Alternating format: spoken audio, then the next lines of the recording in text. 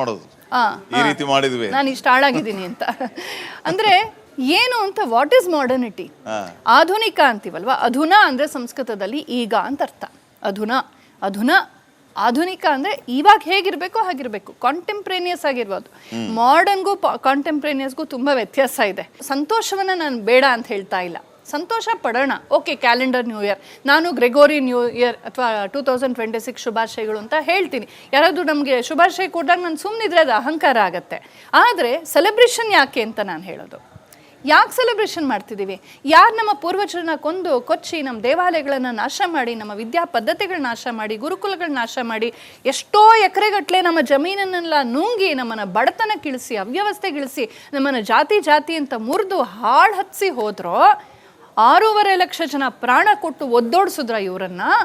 ಇಷ್ಟೆಲ್ಲ ಆದಮೇಲೆ ಅವರು ತಲೆ ಮೇಲೆ ಹೇರಿರುವಂಥ ಇಂಪೋಸಿಷನ್ನು, ಆ ಬಲವಂತವಾಗಿ ಹೇರಿರುವಂತಹ ಅವರ ಡಾಮಿನೆನ್ಸ್, ನಾವು ನಿಮಗಿಂತ ಹೆಚ್ಚು ಅನ್ನೋ ಒಂದು ಅಹಂಕಾರದ ಇಂಪ್ರೆಷನ್, ಮುದ್ರಣ ಏನಿದೆ, ಅದನ್ನು ಸೆಲೆಬ್ರೇಟ್ ಮಾಡೋದ ಅಂತ ನಾನು ಕೇಳೋದು. ಸ್ವಾಭಿಮಾನ ಸತ್ತೋಗಿದೆಯಾ ನಮ್ಮಲ್ಲಿ ಅಂತ. ಸ್ವಾಭಿಮಾನಿ ಆಗಿದ್ರೆ ನಾವು ಅದನ್ನು ಮಾಡಬಾರ್ದು. ನಾನು ಇನ್ನೂ ಮಾಡ್ತಿದ್ದೀನಿ, ಮಾಡ್ಕೊಳ್ಳಿ, ಬಟ್ ನಿಮ್ಮಲ್ಲಿ ಸ್ವಾಭಿಮಾನ ಇಲ್ಲ ಅಂತಲೇ ನಾನು ಹೇಳ್ತೀನಿ. ಸೆಲೆಬ್ರೇಷನ್ ಬೇಡ. ಕ್ಯಾಲೆಂಡರ್ ಚೇಂಜ್ ಆಗತ್ತೆ, ಸುಮ್ಮನೆ ವಿಶ್ ಮಾಡೋಣ, ಹುಚ್ಚೆದ್ದು ಬೀದಿಯಲ್ಲಿ ಕುಣಿಯುವಂಥದ್ದು ಏನೂ ನಡೆಯೋದಿಲ್ಲ ಈ ಕಾಲದಲ್ಲಿ. ಸ್ವಾಭಿಮಾನ ಅಂದ್ರೆ ಹೇಗೆ ಅರ್ಥ ಮಾಡ್ಕೊಂಡಿದ್ದಾರೆ ಅಂದ್ರೆ, ದೊಡ್ಡ ಒಳ್ಳೊಳ್ಳೆ ಪಬ್ಗಳಿಗೆ ಹೋಗೋದು, ಒಳ್ಳೊಳ್ಳೆ ಹೋಟ್ಲಿಗೆ ಹೋಗಿ ಸ್ಟೇಟಸ್ ಅಪ್ಡೇಟ್ ಮಾಡಿದ್ರೆ, ಇಂಥ ಒಳ್ಳೆ ಪಬ್ಗೆ ಹೋಗಿದೀವಿ, ಇದೇ ನಮ್ ಸ್ವಾಭಿಮಾನ ಅನ್ನೋದು. ಇನ್ನೊಬ್ಬರ ತರ ಇರೋದು ಸ್ವಾಭಿಮಾನ. ಸ್ವ ಇಲ್ಲ ಅಲ್ಲಿ, ಅಭಿಮಾನ, ಪರಾಭಿಮಾನ. ಅದು ಆಕ್ಚುಲಿ ಸ್ವ ಎಲ್ಲಿದೆ? ನನ್ನ ಬಗ್ಗೆ ನಂಗೆ ಅಭಿಮಾನ, ನಾನೇನು, ನಮ್ DNA ಏನು, ಋಷಿಗಳ ರಕ್ತ ನಮ್ಮ ಧಮನಿಗಳಲ್ಲಿ ಹರಿತಾ ಇದೆ, ನಾನೇನು ಅಂತ ಮರೆತು ನಾನು ಇನ್ನೊಬ್ಬರ ತರ ಆದ್ರೆ ಅದು ಸ್ಲೇವಿಸಮ್ ಅಲ್ವಾ, ಅದು ದಾಸ್ಯ ಅಲ್ವೇ? ಅದಷ್ಟ ಅರ್ಥ ಆದ್ರೆ ಸಾಕು ನಮ್ಮವ್ರಿಗೆ. ಹಾಗಾಗಿ ಈ ಥರ ಡ್ರಗ್ಸನ್ನು, ಅಶ್ಲೀಲತೆಯನ್ನು, ಮಾರ್ಕೆಟಿಂಗನ್ನು, ದುಡ್ಡನ್ನು, ಕೊಳಕು ಹಣವನ್ನು ಮತ್ತು ಒಂಥರ ಇನ್ನೊಬ್ಬರನ್ನ ಅನುಕರಣೆ ಮಾಡೋದನ್ನು, ಇಂಥದ್ದಕ್ಕೆ ವೇದಿಕೆ ಆಗಿರುವಂಥ ಈ ಸೆಲೆಬ್ರೇಷನ್ ಅನ್ನೋದು ಅರ್ಥಹೀನ. ಈಗ ಏನ್ ಮಾಡ್ತಾರೆ ಅಂದ್ರೆ, ಇನ್ನೊಂದು ಇದನ್ನು ಸಮರ್ಥನೆ ಮಾಡ್ಕೊಳ್ಳೋ ರೀತಿ ಹೇಗೆ ಅಂತಂದ್ರೆ, ಒಂದು ರೀತಿ ಮಿಕ್ಸ್ಡ್ ಕಲ್ಚರ್. ಜನವರಿ 1ನೇ ತಾರೀಕು ಮಧ್ಯರಾತ್ರಿ ನೀವು ಹೇಳ್ತಾ ಇದ್ರಲ್ಲ, ಹೇಗ್ ಬೇಕೋ ಹಾಗೆ ಕುಣಿದು, ಬೇಕಾದನ್ನ ಕುಡಿದು, ಬೇಡವಾದನ್ನ ತಿಂದು, ಎಲ್ಲವನ್ನ ಮಾಡಿ, ಕಡೆಗೆ ಮತ್ತೆ ಎಷ್ಟರ ಮಟ್ಟಿಗೆ ಅಂತಂದ್ರೆ ಪೊಲೀಸರವ್ರನ್ನ ಎತ್ತು ಹಾಕಬೇಕು. ಆ ರೀತಿ ಪರಿಸ್ಥಿತಿ ಆದ್ಮೇಲೆ ಬೆಳಿಗ್ಗೆ ಅವ್ರಿಗೆ ಎಚ್ಚರ ಆದಾಗ ಸ್ನಾನ ಮಾಡ್ಕೊಂಡು ದೇವಸ್ಥಾನಕ್ಕೂ ಹೋಗ್ತಾರೆ. ನಾವು ದೇವಸ್ಥಾನಕ್ಕೂ ಹೋಗಿ ಬಂದ್ವಿ ಅನ್ನೋ ರೀತಿಯ ಮಿಕ್ಸ್ಡ್ ಕಲ್ಚರ್. ಇದನ್ನ ನಾವು ಹೇಗೆ ನೋಡ್ಬೇಕು ಅಂತ ನಿನ್ನೆ ಎಲ್ಲ ಮಾಡಿದ್ರು, ಇವತ್ತು ಬೆಳಿಗ್ಗೆ ಒಂದು ಗಣಪತಿಗೆ ಒಂದು ಒಳ್ಳೆ ನಮಸ್ಕಾರ ಮಾಡ್ಬಿಟ್ಟು. ವೃಷಭಾವತಿ ನದಿ ಇದೆಯಲ್ಲ, ಅದು 1950ಗಿಂತ ಮುಂಚೆ ಪರಮ ಶುದ್ಧವಾಗಿತ್ತು. ಡಾಕ್ಟರ್ ರಾಜ್ಕುಮಾರ್ ಸಿನಿಮಾ ಕೂಡ ಅಲ್ಲಿ ಶೂಟಿಂಗ್ ಮಾಡಿದ್ರು. ಆಗ ಜನ ನೀರು ಕುಡಿತಿದ್ರಂತೆ, ನಮ್ಮ ಗಾಳಿ ಹನುಮಂತರಾಯನ್ಗೆ ನೀರಿನ ಅಭಿಷೇಕ ಮಾಡ್ತಿದ್ರಂತೆ. ಆಮೇಲೆ ಮಿಕ್ಸೆಡ್ ಕಲ್ಚರ್ ಆಯ್ತು ಅದು, ಅದಕ್ಕೆ ಏನೇನೋ ಬೆರೆಸಿದ್ರು, ಇಂಡಸ್ಟ್ರಿಯಲ್ ವೇಸ್ಟ್. ಈಗ ಆ ನೀರು ಕುಡಿಯೋಕ್ಕಾಗತ್ತಾ? ಹಾಗೆ ಮಿಕ್ಸ್ ಅಂದರೆ ಏನು ಮಿಕ್ಸ್ ಮಾಡ್ತೀವಿ ಅಂತ. ಒಂದಿಷ್ಟು ವಿಷ ಬೆರೆಸಿದ್ರು ಕೂಡ ಆ ಆಹಾರವನ್ನು ತಿನ್ನೋಕ್ಕಾಗಲ್ಲ. ಏನು ಮಿಕ್ಸ್ ಮಾಡ್ತೀವಿ? ಟೆಕ್ನಾಲಜಿ ಬೇಕಾ ತೆಗೆದುಕೊಳ್ಳಿ.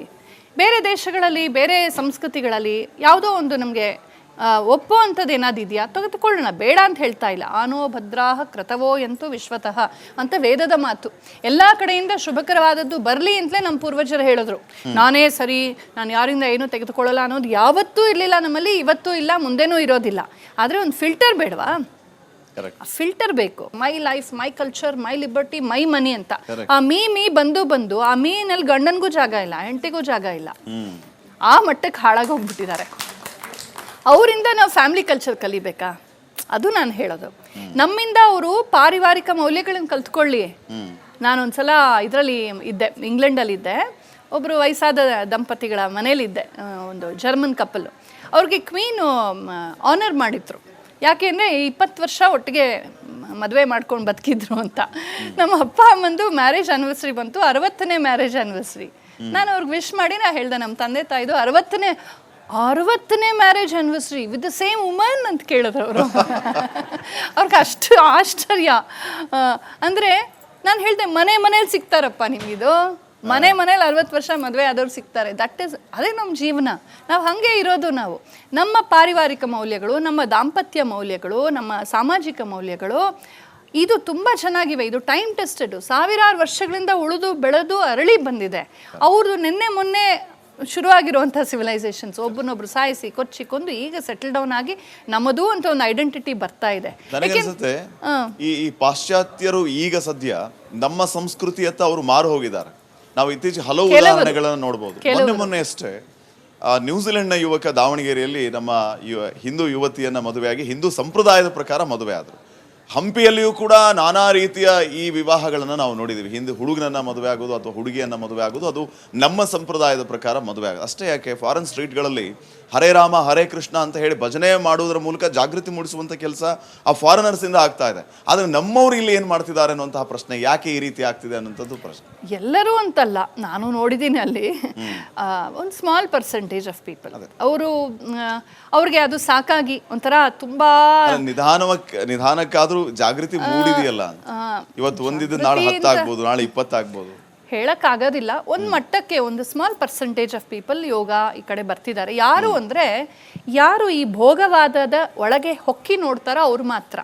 ಈ ಭೋಗಾತಿರೇಕ ನೋಡಿ ಇದ್ರಲ್ಲಿ ಏನೂ ಇಲ್ಲ, ಇದು ಬರೀ ಕಾಯಿಲೆ, ಎಂಟಿನೆಸ್ಸು, ಈ ಥರ ನಾನು ದಿನ ಬೆಳಗಾದ್ರೆ ಡಿವೋರ್ಸ್ ಕೊಡ್ತಾ ಇದ್ರೆ, ದಿನ ಬೆಳಗಾದ್ರೆ ಜಗಳ ಮಾಡ್ಕೊಳ್ತಿದ್ರೆ, ನನ್ನ ಜೀವನದಲ್ಲಿ ನಾನು ಒಂಟಿ ಆಗ್ತೀನಿ, ನಂಗೆ ಏನೂ ಸಿಕ್ಕಲ್ಲ, ಆರೋಗ್ಯ ಸಂತೋಷ ಎಲ್ಲ ಕಳ್ಕೊಳ್ತೀನಿ ಅಂತ ಅರ್ಥ ಮಾಡ್ಕೊಂಡಿರೋಂಥ ವಿವೇಕಿಗಳಿರ್ತಾರಲ್ಲ, ಆ ಥರ ಒಂದು ಸ್ಮಾಲ್ ಪರ್ಸೆಂಟೇಜ್ ಅಂಥವರು ಯೋಗ, ಅಧ್ಯಾತ್ಮ, ಹಿಂದೂ ಧರ್ಮ, ಸನಾತನ, ಭಾರತ ಅಂತ, ಆಯುರ್ವೇದ ಅಂತ ಈ ಕಡೆ ಬರ್ತಾ ಇದ್ದಾರೆ. ಹೆಚ್ಚಿನವ್ರು ಹಾಗೆ ಇದ್ದಾರೆ. ನಾವು ಹೇಳೋ ಅಷ್ಟು ನಮಗೆ ಏನು ಗೊತ್ತಾ, ಅಲ್ಲಿ ಒಂದು ಇನ್ಸಿಡೆಂಟ್ ಆಗಿಬಿಟ್ರೆ ಅದನ್ನು ದೊಡ್ಡದಾಗಿಲ್ಲೆಲ್ಲ ಹೇಳ್ತೀವಿ ನಾವು. ಹಾಗೆ ಇಲ್ಲೂ ಕೂಡ ಇಡೀ ಊರು ಹಾಳಾಗಿದೆ ಅಂತ ನಾನು ಹೇಳಲ್ಲ. ಆದರೆ ಈ ಮೆಕಾಲೆ ಎಜುಕೇಟೆಡ್ ಯೂತ್ ಇದ್ದಾರಲ್ಲ, ಈ ಮೆಕಾಲೆ ಸಿಸ್ಟಮ್ ಅಂತ ಏನಿದೆ, ಇದು ನಮ್ಮ ತಲೆನ ತುಂಬ ಕೆಡಿಸಿದೆ. ಈ ಥರ ನೀನು ನ್ಯೂ ಇಯರ್ ಬ್ಯಾಚಿಗೆ ಬರಲಿಲ್ವಾ, ನೀನು ಜಾನ್ವರಿ ಇದಕ್ಕೆ ಬರಲಿಲ್ವಾ, ನೀನು ಡಿಸ್ಕೋಗೆ ಬರಲಿಲ್ವಾ ಅಂದರೆ ಅಯ್ಯೋ ನಾನೇನೋ ಮಿಸ್ ಮಾಡ್ತಿದ್ದೀನಿ ಅನ್ನೋ ಅಭಿಪ್ರಾಯ ಮೂಡಿಸ್ತಾರಲ್ಲ. ಮತ್ತು ಸಿನಿಮಾಗಳಲ್ಲಿ ಕೇಕ್ ಕಟ್ ಮಾಡೋದು ಅದನ್ನೆಲ್ಲ ತುಂಬ ತೋರಿಸಿದ್ದಾರೆ ನೋಡಿ. ವ್ಯಾಲೆಂಟೈನ್ ಬಗ್ಗೆ ಯಾರಿಗೆ ಗೊತ್ತಿತ್ತು? ಸಿನಿಮಾಗಳಲ್ಲಿ ತೋರಿಸಿ ಆ ಚಿಕ್ಕ ಮಕ್ಕಳು, ಟೀನೇಜರ್ಸ್ ಇರ್ತಾರಲ್ಲ, 13ರಿಂದ 20 ವರ್ಷದ ಒಳಗೆ, ಅವರೊಂಥರ ಫಾರ್ಮೇಟಿವ್ ಏಜ್, ಅದು ಬಾಲ್ಯವನ್ನು ದಾಟಿ ಅವರು ಯವನಕ್ಕೆ ಬರೋ ಮುಂಚೆ ಮಧ್ಯದ ಅಡಾಲೆಸೆನ್ಸ್ ಏನಿದೆ, ಅವ್ರಿಗೆ ಎಲ್ಲ ಪ್ರಯೋಗ ಮಾಡಬೇಕು ಅನಿಸ್ತಾರೆ. ಕ್ಯೂರಿಯಾಸಿಟಿ ಇರುತ್ತೆ. ಎಲ್ಲ ನನಗೂ ಒಂದು ಬಾಯ್ ಫ್ರೆಂಡ್ ಬೇಕು, ನನಗೂ ಒಂದು ಗರ್ಲ್ ಫ್ರೆಂಡ್ ಬೇಕು, ನಾನು ಏನೋ ಮಾಡಬೇಕು, ನಾನು ದೊಡ್ಡ ಮಹಿಳೆ ಆಗಿಬಿಟ್ಟಿದ್ದೀನಿ, ಗಂಡಸಾಗ್ಬಿಟ್ಟಿದ್ದೀನಿ ಅಂತ ಒಂದು ಫೀಲಿಂಗ್ ಬರುತ್ತೆ ಅವ್ರಿಗೆ. ಅವರು ಮಿಸ್ಲೀಡ್ ಆಗಿಬಿಡ್ತಾರೆ. ಅಲ್ಲಿ ಆ ಹುಚ್ಚಾಟ, ಪೈಶಾಚಿಕವಾದಂಥ ಭೋಗ ಅದನ್ನು ನೋಡಿ ಇದೇ ಜೀವನ ಅಂದ್ಕೊಂಡ್ಬಿಡ್ತಾರೆ. ಅದು ಟೊಳ್ಳು ಒಂಥರ. ನಾನು ಕಹಿಯಾಗಿ ಹೇಳೋದಾಗಿದ್ದರೆ, if you don't mind, Pushpaka Vimana cinema ಇದೆಯಲ್ಲ ಕಮಲಾಸಂದು, ಅದರಲ್ಲಿ ಒಂದು ಸೀನ್ ಬರುತ್ತೆ. ಒಂದಿನ ಒಂದು ಸುಂದರವಾದ ಪ್ಯಾಕೆಟ್ ತಂದು ಇಟ್ಬಿಟ್ಟು ಹೋಗ್ತಾ ಇರ್ತಾನೆ ಒಬ್ಬ, ಇನ್ನೊಬ್ಬನ ಕುತೂಹಲ ಅದ್ರಲ್ಲಿ ಏನಿದೆ ಅಂತ. ಕೊನೆಗೊಂದಿನ ಗೊತ್ತಾಗ್ಬಿಟ್ಟು ವಾಂತಿ ಬಂದ್ಬಿಡ್ತಾವೆ. ಹಾಗೆ ಪ್ಯಾಕೇಜಿಂಗ್ ಆಫ್ ರಾಟ್, ಅತ್ಯಂತ ಕೊಳತ ವಿಚಾರವನ್ನು ಸುಂದರವಾಗಿ ಪ್ಯಾಕೇಜ್ ಮಾಡಿ ನಮಗೆ ಮಕ್ಕಳಿಗೆ ತೋರಿಸೋದು. ಸೊ ಆ ಚಿಕ್ಕ ವಯಸ್ಸಿನ ಮಕ್ಕಳ ಮನಸ್ಸನ್ನು ಹಾಳು ಮಾಡಿ ಅವರು ಯಾವುದನ್ನು ನಾವು ನಮ್ಮ ಮೇಲೆ ಆರೋಪಿಸಿರುವಂಥ ಆಕ್ರಮಣಕಾರರ ಮುದ್ರಿಕೆಯನ್ನು ತೆಗೆದು ನಾವು ಸ್ವಚ್ಛವಾಗಬೇಕು. ಸ್ವಾಭಿಮಾನದಿಂದ ನಮ್ಮ ಭಾರತ, ನಾನು ಹೇಳೋದು ಭಾರತ ಯಾವತ್ತೂ ಇನ್ನೊಬ್ಬರನ್ನು ನಿರಾಕರಿಸಿಲ್ಲ, ಆದರೆ ಭಾರತೀಯತೆಯನ್ನು ಬಿಟ್ಟಿಲ್ಲ. ಇವತ್ತು ಭಾರತೀಯತೆಯನ್ನು ಬಿಟ್ಟು ನಾವು ಇನ್ನೊಬ್ಬರನ್ನು ಸ್ವೀಕರಿಸ್ತೀವ, ಅದು ತಪ್ಪು ಅಂತ ನಾನು ಹೇಳೋದು. ಹಾಗಾಗಿ ಅದರ ಕಡೆಗೆ ನಾವು ಗಮನ ಹರಿಸಬೇಕು ಅಂತ. ಈ ಇಡೀ ವಿಶ್ವಕ್ಕೆ ನಮ್ಮ ಸಂಸ್ಕಾರ ಏನು, ಸಂಸ್ಕೃತಿ ಏನು ಅಂತ ಹೇಳಿಕೊಟ್ಟಂತಹ ದೇಶ ನಮ್ಮ ಭಾರತ. ವಿಶ್ವಗುರು.